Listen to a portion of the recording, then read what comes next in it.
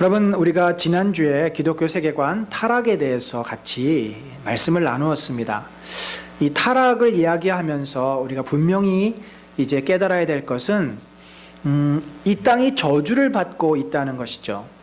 우리가 예수를 믿어도 그 저주에서 벗어나지를 못합니다. 하나님을 믿지 않는 자들도 먹고 사는 것이 너무 힘들어요. 먹고 살기 위해서는 땀을 흘려야 되고 고통을 감수해야 합니다. 그래서 어찌 보면 생존하는 것 자체가, 살아가는 것 자체가 인간에게는 고통이고 힘든 일이다. 우리 아이들에게 물어봤습니다. 우리 중고등부 아이들에게 물어봤는데, 너희들은 왜 이렇게 열심히 공부를 하고 대학을 가야 된다고 생각을 하니? 너희 목표가 뭐니? 아이들의 대답은 놀랍게도 동일합니다. 대학 가서요, 나중에 좋은 데 취직해서 돈 많이 벌어가지고 좀 편안하게 살려고요. 그러니까 아이들도 잘 압니다. 먹고 사는 것이 너무나 힘들고 또 부모들이 그렇게 힘들어하는 것을 봤기 때문에 좀 편안하게, 그래서 좀 걱정하지 않고 행복하게 살려고 열심히 공부도 하고 대학을 가려고 합니다. 그렇게 이야기를 해요. 충분히 공감되는 그런 말이죠. 이미 부모님들 생각이 이미 그렇게 같은 생각이라고 저도 생각을 합니다. 여러분, 그런데 과연 우리의 인생이 이렇게 편안해지는 것이 정말 하나님께서 우리를 부르신 목적이겠습니까? 물론 고통에서 벗어나고 영광에 들어가는 것이 우리를 부르신 어떤 마지막 파이널 목표라고 보지만, 그러나 여러분, 우리는 크리스찬으로서 살아가야 될 우리의 삶이 있습니다. 세상 사람들은 고통에서 피하는 것이 그들의 삶이 어떻게 보면 목표예요. 그런데 우리는 고통을 피하는 것이 아니라 고통을 넘어서서 그 다음에 펼쳐질 그 영광에 도달하는 것이 목표입니다. 다르죠. 인생을 살아가는 자세와 방향이 완전히 다릅니다. 제가 좀 이따가 여러분에게 잘 이해가 되실 수 있도록 제가 만들어 온 이 보조 교재가 있는데 이걸 가지고 설명을 드리겠습니다. 제가 이제 별것을 다 해보는데 어떻게든지 우리 성도들에게 말씀을 이해시키기 위해서 이런 거를 쓰는 것도 저는 효과적이라고 생각을 합니다.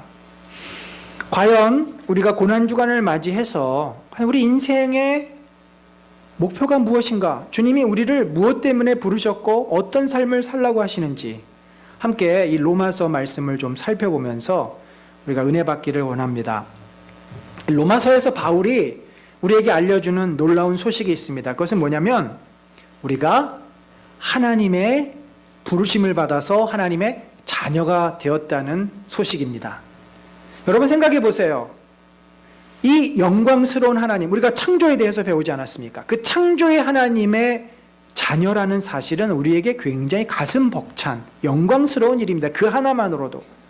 하나님이 우리 아버지라니, 창조주 하나님이 나를 사랑하시고 나를 보호하시고 나를 지키시고 나를 책임지시는 아버지라니, 이 얼마나 감격스럽고 놀라운 일입니까?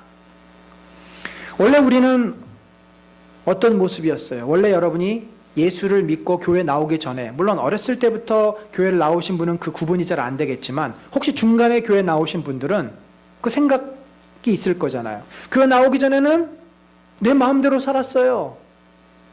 예배 드릴 이유도 없고 교회 나와서 하나님 말씀대로 살 이유가 없는 거죠. 내 마음대로 살았습니다. 하고 싶은 대로 다 했어요.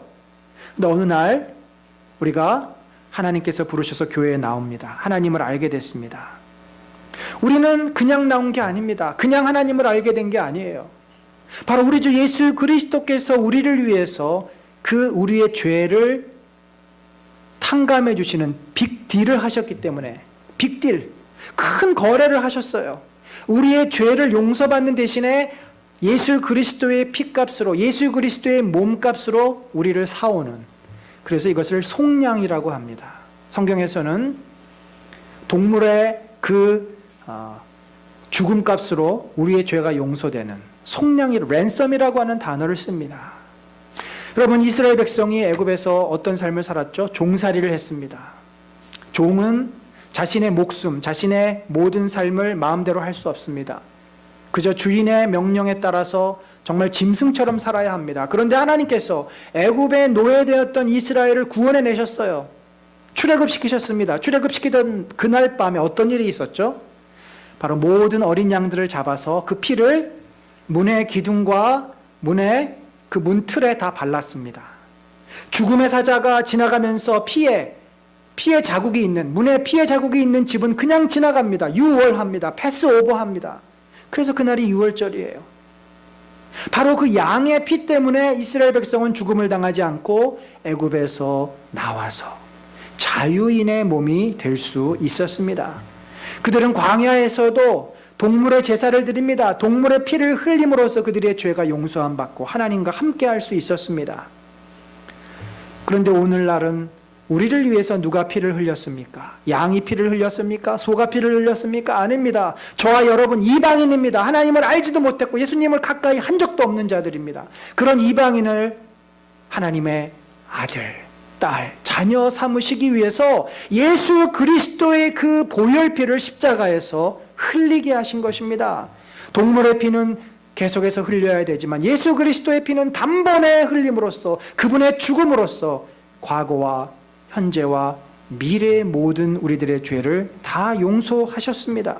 여러분, 고난주간은 우리를 위해서 자신을 희생하신, 자신의 생명을 주신, 자신의 피를 흘리신 예수 그리스도의 그 사랑, 그 은혜를 가장 깊게 깨닫고 묵상하는 주간입니다. 1년 중에 어느 날보다도 이 고난주간은 나 때문에 예수님이 죽으셨다는 그 사실 앞에 우리 자신을 돌아보는 주간입니다. 여러분, 자신을 위해서 만약에 누군가가 자기의 간을 잘라내서 이식해 주었다고 생각해 봅시다. 여러분, 그분의 은혜를 잊고 살 수 있겠습니까? 늘 그분에 대한 고마움과 감사 속에서 우리는 살게 됩니다. 우리가 구원받음은 바로 우리 주 예수 그리스도의 찔리심과 피 흘리시고 죽으심을 통해서 이루어진 것입니다.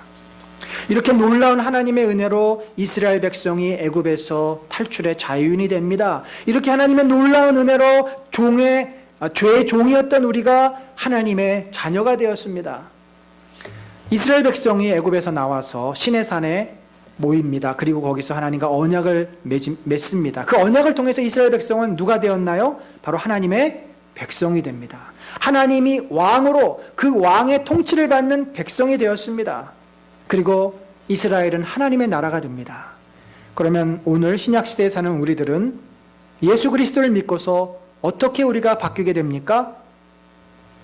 구약에서는 하나님이 왕이요 이스라엘이 백성이라면 오늘 우리는 예수 그리스도, 하나님이 우리의 아버지시요, 우리는 그분의 자녀가 된 것입니다. 하나님과 우리의 관계가 아버지와 자녀의 관계로 구약 백성보다 훨씬 더 우리는 친밀하고 가깝고 그 은혜와 그 보살핌 속에 살게 되었습니다.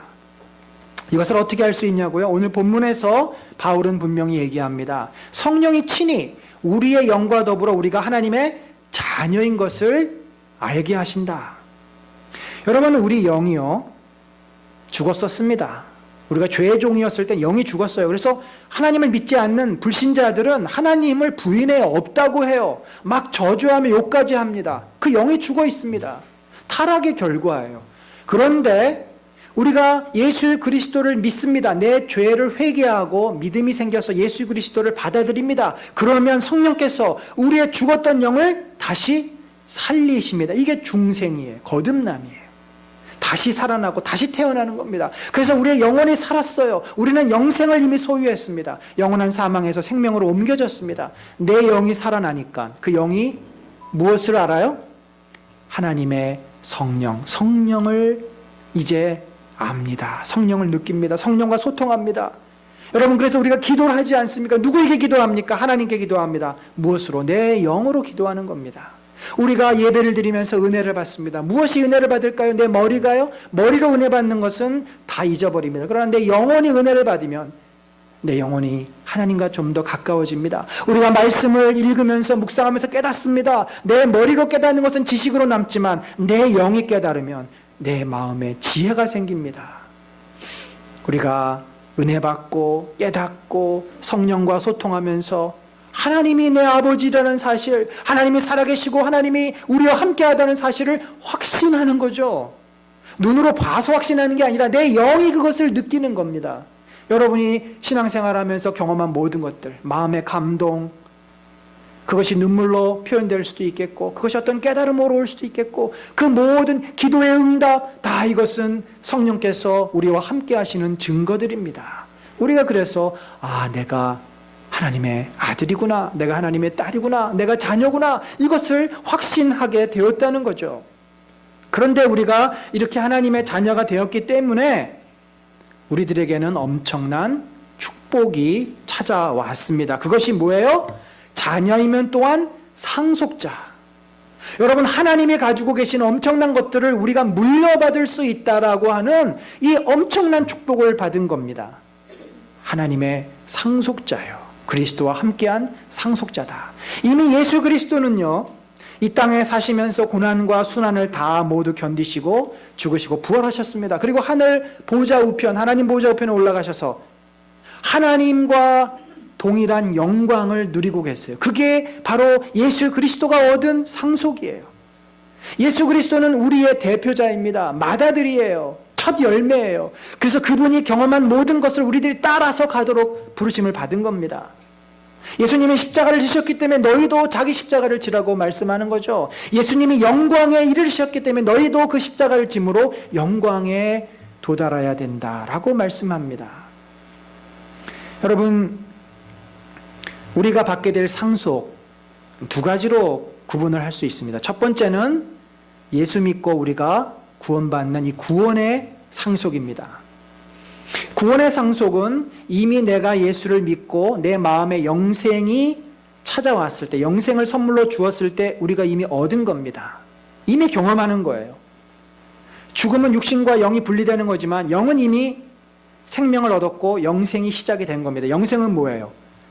하나님과 그 아들 예수 그리스도를 아는 것이라고 되어 있어요. 이미 우리가 알았고 알아가는 과정에 있습니다. 영생을 우리가 이미 선물로 받았습니다. 상속의 또 다른 의미, 이제 지금 받은 상속 말고 하나님 나라에 갔을 때 우리가 마지막으로 누리게 될 상속은 성경에서는 여러 가지로 표현을 하는데 의의 면류관이다. 의의 면류관. 여러분, 면류관을 누가 받죠? 운동 경기할 때 어떤 사람이 면류관을 받습니까? 송기정 선수가 일장기를 달고 머리에 월계수 관을 쓴 사진을 보셨을 것입니다. 그게 바로 월계관이에요. 그것은 승리를 상징하는 겁니다. 최종적으로 승리한 자만이 누릴 수 있는 거예요. 그 의의 면류관, 이 영광스러운 상속은 아무나 받을 수 있는 것이 아닙니다. 참여했다고 모든 사람이 받을 수 있지 않아요. 우리가 구원을 받았지만 구원을 받는 모습이 다르다고 성경은 말을 합니다. 영광을 얻기 위해서는 분명한 조건이 있습니다. 어떤 조건입니까? 17절에 이렇게 돼 있죠. 우리가 그와 함께 영광을 받기 위하여 고난도 함께 받아야 할 것이다. 예수 그리스도가 이 삶을 사셨어요. 하나님의 보호자 우편에 영광에 돌아가기 위해서 이 땅에 사람의 몸으로 나시고 이 땅에서 우리를 위해서 자신을 다 내어주는 고난을 그분이 감당하셨습니다. 힘든 길이었지만 피하지 않으셨어요. 그거를 이겨내셨습니다. 무엇으로?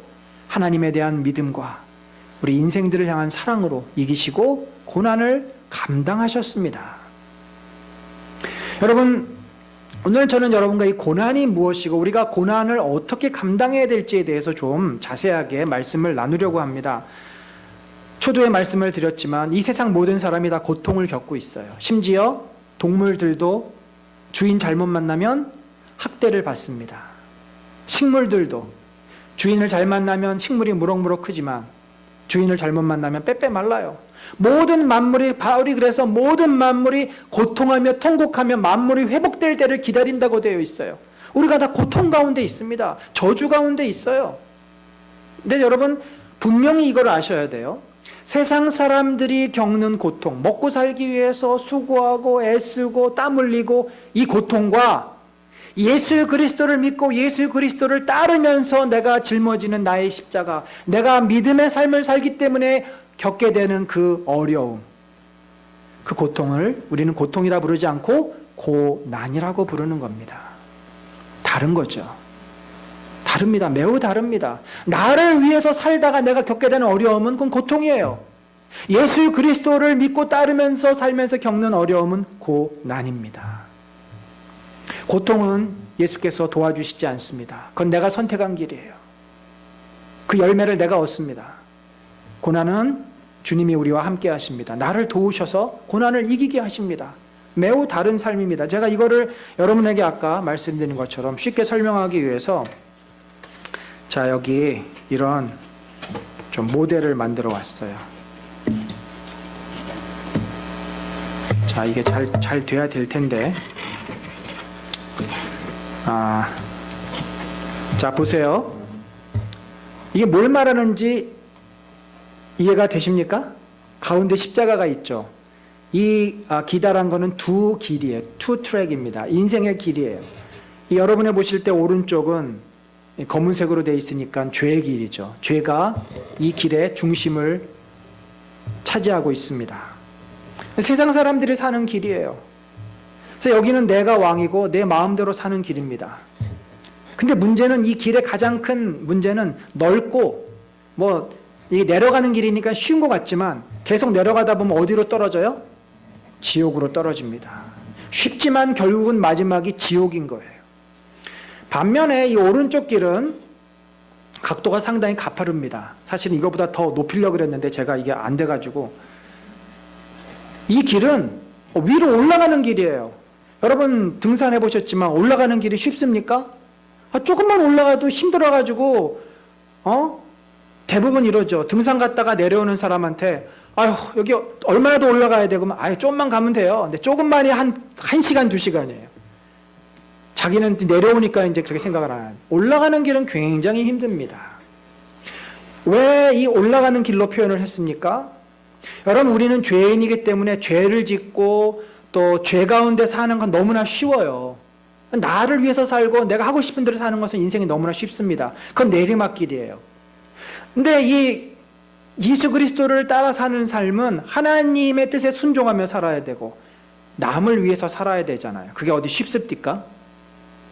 남을 위해서 사는 사람, 하나님 말씀 순종하는 삶은 힘들어요. 그것은 그 오르막길이에요. 그러니까 저는 이거를 우리가 이게 오르막길이 힘든 이유는 중력의 법칙 때문에 그렇잖아요. 이걸 저는 죄의 법칙이라고 한번 생각해 봤습니다. 죄로부터 멀어지는 것은 힘들어요. 우리 입장에서는. 그 오르막길이에요. 죄 가운데 사는 건 쉬워요. 내리막길은 쉽습니다. 그러니까 이 위로 올라간다는 것은 죄로부터 점점 멀어지는 거예요. 점점 예수 그리스도를 닮아가는 삶이에요. 그래서 이것이 우리에게는 쉬운 일이 아닙니다. 제가 볼 때 대부분 우리 성도들이 이제 이 길에 들어섰잖아요. 예수 그리스도의 은혜로 길을 바꿔탔습니다. 이 어둡고 고통스럽고 정말 앞이 안 보이는 암울한 이런 삶에서 우리는 믿음의 삶으로 길을 갈아탔어요. 그런데 이 길이 가파르다 보니까 자꾸 제자리 걸음을 하고 때로는 뒤로 미끄러지는 겁니다. 못 올라가고 나 자신을 이겨야 되는데 내 죄를 이겨야 되는데 내가 계속해서 내 생각대로 살고 내 고집대로 살고 내 욕심을 다 부리니까 나가겠습니까? 못 나가죠. 자꾸 뒤로 미끄러져요. 심지어 다시 옛날의 삶으로 돌아가는 마음도 막 생깁니다. 여러분 그러나 우리가 계속해서 앞으로 나가지 못하고 뒤처지고 죄악 가운데 살면은 구원은 받습니다. 왜? 길을 갈아탔잖아요.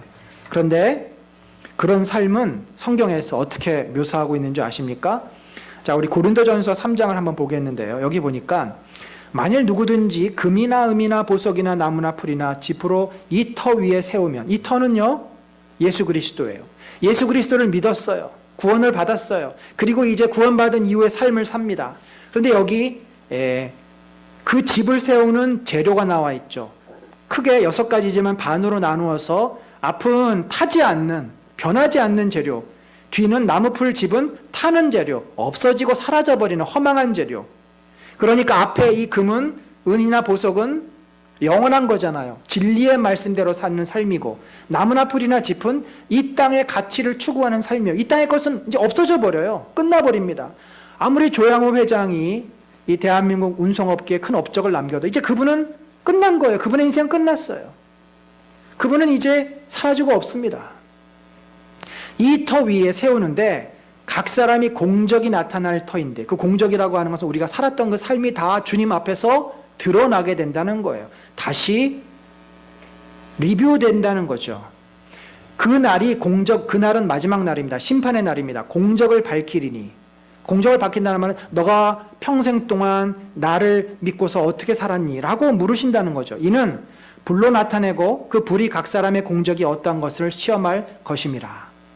불로 이 삶을 태운다는 것은 너의 삶이 얼마나 가치 있었는가, 아니면 너의 삶이 무가치했는가를 묻는다는 말이죠. 누구든지 공적이 나무나 풀이나 집, 불타면 해를 받으리니. 그렇죠?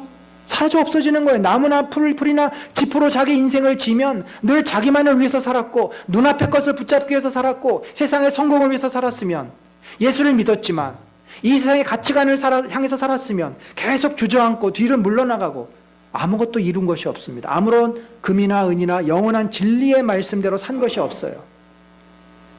그러나 예수님이 구원을 하셨기 때문에 은혜로 구원을 받는 거 아닙니까? 그러나 자신은 구원을 받되 불 가운데서 받은 것 같으리라.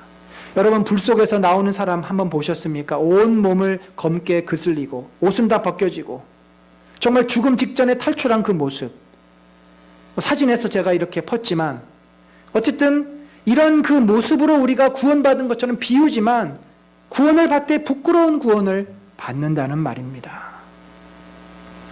반면에 또 어떤 사람이 있어요? 만일 누구든지 그 위에 세운 공적이 그대로 있으면, 예수 그리스도의 말씀대로 순종하며 살았고 고난이 찾아왔지만 그것을 피하지 않고 믿음으로 감당해내고 순종하며 살았던 사람은 그가 살았던 그 열매, 그가 전했던 복음의 전도의 열매, 그가 헌신했던 삶의 열매들, 세웠던 교회의 모습들이 그대로 사라지지 않고 영원히 하나님 앞에 있게 될 것이라는 거죠. 그런 사람은 바로 영광에 이르게 되고 영원한 상급을 받을 것이라고 말을 하고 있습니다. 여러분, 저는 우리 모든 성도들이 뒤처지는 성도, 겨우 불 가운데서 구원을 받는 성도들이 되지 않기를 간절히 바랍니다. 저는 확신합니다. 적어도 여러분은 그런 성도가 되지 않을 줄로 믿습니다. 다만 우리가 그 자리에 머물러서는 안 될 줄로 알아요. 앞으로 나아가야 됩니다. 힘들어도 올라가야 돼요. 우리 힘으로는 물론 못 올라가죠. 우리는 죄인이어서 죄의 습성 때문에 밑으로 자꾸 떨어지려고 쉬운 대로 가려고 합니다만, 어떻게 올라갈 수 있냐면 주님의 손을 붙잡으면 그 힘으로 올라가게 됩니다. 주님의 은혜가 있으면 주님이 우리를 끌어가세요. 성령께서 우리를 갈 수 있는 힘을 주세요. 그래서 우리가 기도해야 하는 거고, 그래서 우리가 말씀을 붙잡고 살아야 되는 겁니다. 내 육신적인 본성으로는 그것을 할 수가 없어요. 여러분, 우리가 동일하게 먹고 사는 문제 해결해야 합니다. 동일하게 아이들 교육시켜야 되고요. 이 땅의 많은 고통의 문제, 고난의 문제를 헤쳐나가야 됩니다. 그런데 이렇게 믿음으로 사는 사람은 하나님이 은혜를 주시기 때문에 그것을 감당해냅니다. 예수님이 힘을 주셔서 그것을 이겨내는 거죠. 과거의 습관을 내가 그러면서 버리게 됩니다. 위로 올라가면요, 나도 모르게 떨어지는 것들이 있어요. 내 몸에서 떨궈지는 것들이 있는데 그것이 과거의 습관, 죄된 습성입니다. 욕심이 떨어지게 되고, 탐욕이 떨어지게 되고, 정욕을 내려놓게 되고, 주님께 한 걸음 한 걸음 다가설수록, 주님의 손을 굳게 붙잡을수록 세상에서 나를 무겁게 했던 죄의 짐들이 없어지니까 내 몸은 어떻게 되겠어요? 훨씬 가벼워집니다. 저는 이 원리를 여러분이 꼭 알았으면 좋겠어요. 죄를 몸에 가지고 있는 사람은요, 죄를 다른 말로 하면 탐심과 누구를 미워하는 마음과 분노와 또 깊은 어떤 열등감과 낮은 자존감과 또 남에게 내가 뭔가 인정받고 싶고 남 위에서 한번 군림하고 싶은 그런 어떤 권력에 대한 욕구, 이런 것들을 우리들이 가지고 있으면 그 죄의 열매, 죄의 결과예요. 계속 가지고 있으면 우리의 인생이 굉장히 무겁습니다. 무거워요, 여러분. 삶이 너무 무거워요. 어둡고 무거워요.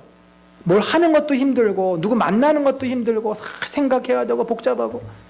그런데 그런 것들로부터 이렇게 하나씩 나를 벗어나게 하면, 이렇게 죄의 짐에서 내가 벗어나지면, 주님을 사랑하고 주님의 뜻대로 순종하면 그것들이 벗겨져요. 그러면 인생이 굉장히 가볍습니다. 진리를 알지니 진리가 너희를 자유케 하린다는 말씀이 얼마나 우리 가벼우면 사람이 자유로워지는 거 아닙니까? 어디를 갈 수 있고 무엇을 해도 떳떳하고 감사하고 사람들 눈치 안 봐도 되고 그 마음이 생기는 겁니다. 여러분, 우리가 예수를 잘 믿는다고 해서 신앙생활을 열심히 한다고 해서 먹고 사는 문제가 해결되는 거 절대 아닙니다. 다만 그 문제를 그전에는 나 혼자 붙잡고서 씨름했지만 이제는 주님 앞에 가지고 나와서 주님의 도우심을 경험하는 거예요. 그리고 내 안에 나를 속였던 수많은 죄들, 탐심과 탐욕들을 내려놓으면은 그전에는 내가 이거 하지 못해서 이거 갖지 못해서 막 속상하고 화가 나고 힘들었는데 이제는 그거 없어도 전혀 문제가 안 돼요. 우리가 심플 라이프가 된다는 겁니다. 많은 걸 갖지 않아도 마음에 만족이 생깁니다. 그전에는 많은 걸 가져도 만족이 없었어요. 그런 놀라운 변화와 회복이 우리 안에 일어나게 됩니다. 사랑하는 성도 여러분, 우리가 성도로 산다는 것 자체가 사실 우리에게는 고난입니다. 죄인들의 입장에서는 고난이에요. 가고 싶지 않은 길이지만 그러나 그 길이 너무나 가치 있고 보람된 길이기 때문에 우리가 가는 거예요. 주님의 도우심을 경험하면서 가는 겁니다. 저와 여러분이 이 믿음의 길, 예수 그리스도를 따르는 길을 걷기를 원합니다.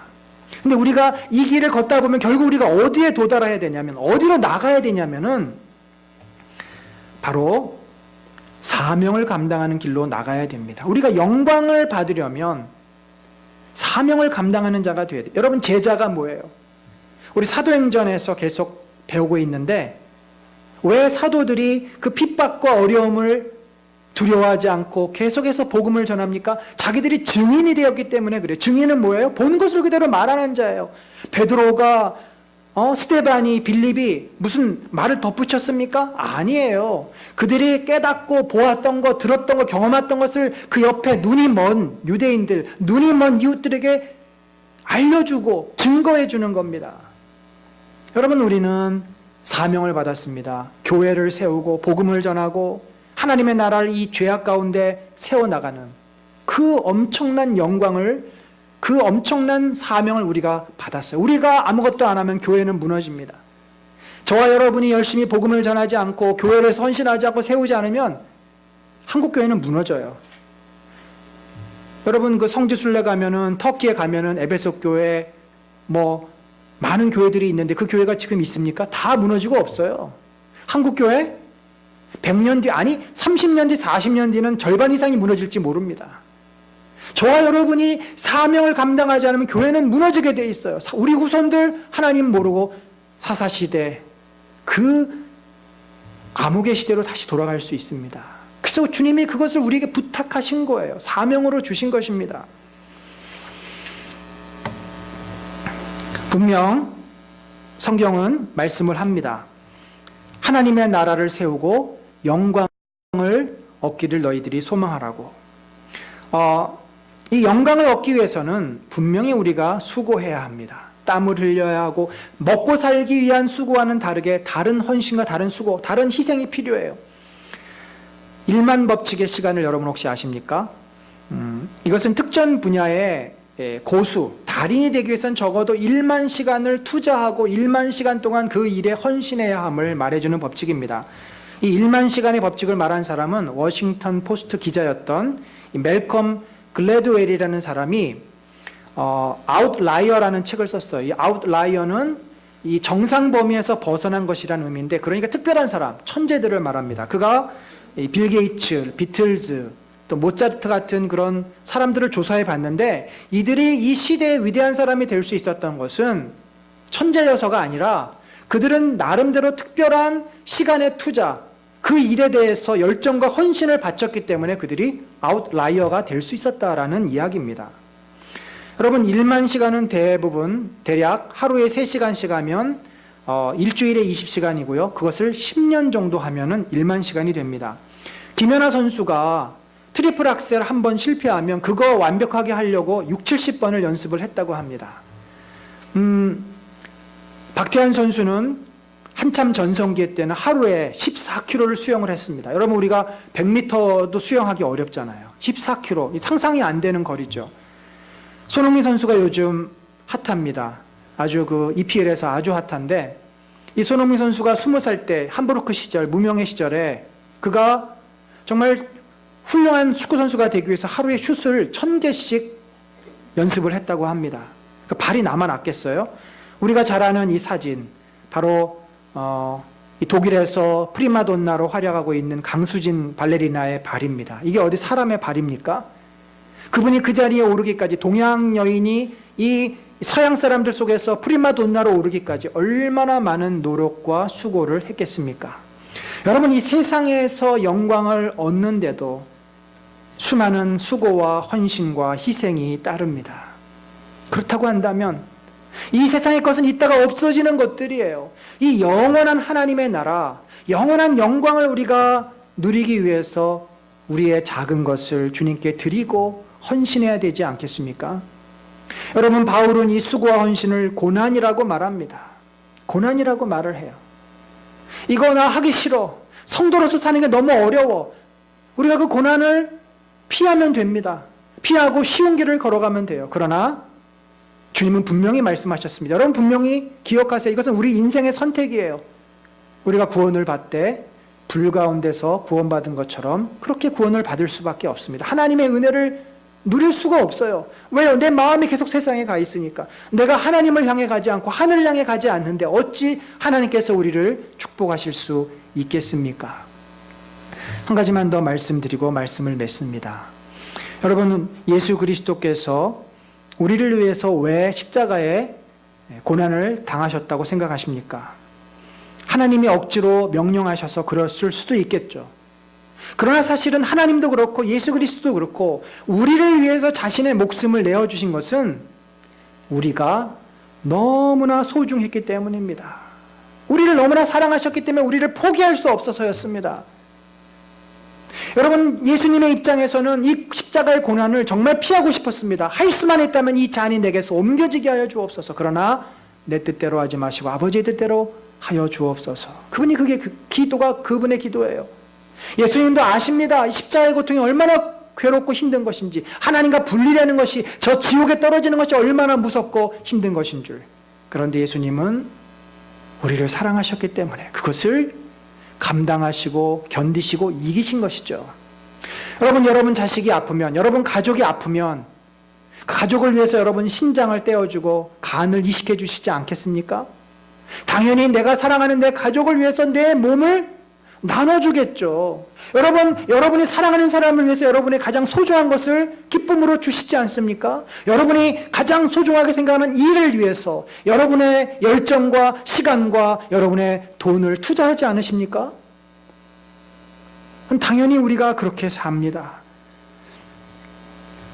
여러분, 무엇을 여러분 인생의 가장 소중한 것으로 생각하고 사십니까? 저는 개인적으로 예수 그리스도의 은혜, 하나님의 사랑을 일찍이 깨닫고 하나님 앞에 제 자신을 드렸습니다. 처음에는 못 모르고 드렸고 청년 때 그리고 30대까지만 해도 제가 주님을 위해서 내 삶을 드린다고 하는 그 이면 계약서가 있었어요. 그것을 이용해서 제가 한번 성공해 보고 싶은 마음이 있었습니다. 그걸 저는 몰랐었어요. 근데 40대 중반에 돼서야 제가 그걸 깨닫습니다. 개척을 할 즈음에 깨닫습니다. 그리고 이제 개척 한 10년 하면서 정말 저의 삶은 그야말로 내리막길입니다. 모든 것을 다 내려놓고 모든 것을 버리고 아무것도 가진 것 없고 아무것도 누릴 것 없고 다 포기하고 내려놓는 삶입니다. 그런데 그것이 저에게는 힘들고 어려운 길이었지만 그러나 감사한 길이었어요. 교회를 책임지는 목사로서 왜 목회하는 것이 왜 쉽겠습니까? 어렵죠. 어렵습니다. 모든 것을 책임져야 하고 재정적인 것도 책임져야 하고 가장 사실 힘든 것은 성도들을 잘 세워야 하는데 우리 성도들이 변화되고 성장하는 것이 결코 쉽지 않다는 거죠. 그게 사실 저한테는 제일 큰 고민이고 기도의 제목입니다. 그러나 저는 이 모든 것을 감사하게 여기고 기쁘게 감당하고 있습니다. 제가 힘들어서 하나님 나 목회 도저히 못하겠습니다. 포기하고 싶어요 라고 말한 적이 없습니다. 하나님 주신 것을 감사합니다. 이 길이 주님이 가신 길이고 주님이 저에게 주신 사명이니까 제가 기쁨으로 감당하겠습니다. 힘들지만, 당연히 힘들죠. 그러나 이것이 너무나 가치 있고 소중한 길이기 때문에 제가 다시 태어난다고 해도 저는 목회자를 제 중요한 일로 하나님이 막지만 않으신다면 헌신할 것입니다. 사랑하는 성도 여러분, 우리 인생은 어차피 한 번 사는 것이고 삶이 결코 녹록지 않습니다. 이렇게 살아도 힘들고 저렇게 살아도 힘듭니다. 여러분 어떻게 사시겠습니까? 밥 벌어먹고 아둥바둥하면서 사는 것도 힘들어요. 뭐 직장에서 뭐 그냥 돈 줍니까? 그냥 월급 줍니까? 다 힘들잖아요. 그렇지만 우리가 이왕 한 번 사는 거 가치 있게, 성경에서 분명히 말하잖아요. 금과 은과 보석으로 지은 내 인생이 된다면 지금 힘들지만 우리가 하나님 앞에 갔을 때 영광을 누리는 인생이 된다고 약속을 하십니다. 그 약속을 우리가 맛으로 보여주는 것이 지금 나와 함께 하시는 주님의 은혜들이에요. 주님이 우리와 함께 하시지 않습니까? 하나님이 우리를 도우시잖아요. 그 은혜를 아는 사람은 미래를 확신합니다. 사랑하는 성도 여러분, 우리가 고난주간을 맞이했습니다. 우리의 인생이 결코 쉽지 않습니다. 그렇지만 세상의 것을 구하고 찾느라고 힘든 그런 삶 살지 맙시다. 우리 은혜나눔교회 사랑하는 성도들은 예수 그리스도를 닮기 위해서, 하나님 말씀대로 살기 위해서 내 이 연약함을 포기하는 고난, 정말 주님이 주신 사명, 복음을 전하고 내 옆에 있는 친구를 주님께로 인도하고 내 사랑하는 가족에게 예수 그리스도를 소개하고, 교회가 연약하니까 교회를 세워나가고, 내 시간, 내 물질, 내 열정, 내 재능을 들여서 주님의 나라를 이 땅에 세워나가는 가치 있고 귀한 일에 우리가 기쁨으로 나아간다면 주님은 우리를 통해서 영광을 받으시고 우리는 하나님 앞에 금과 은과 보석처럼 아름다운 주님의 사람으로 변화되고 빚어질 줄로 믿습니다. 그런 소망과 축복이 이 고난주간을 맞이해서 저와 여러분 가운데 정말 마음 깊이 강하게 새겨지고, 그래서 우리가 힘든 인생을 한번 살지만 주님의 은혜로 감사하며 기뻐하며 자유로워지며 날마다 이 보람 속에 살 수 있는 복된 저와 여러분들 되시기를 간절히 축원합니다.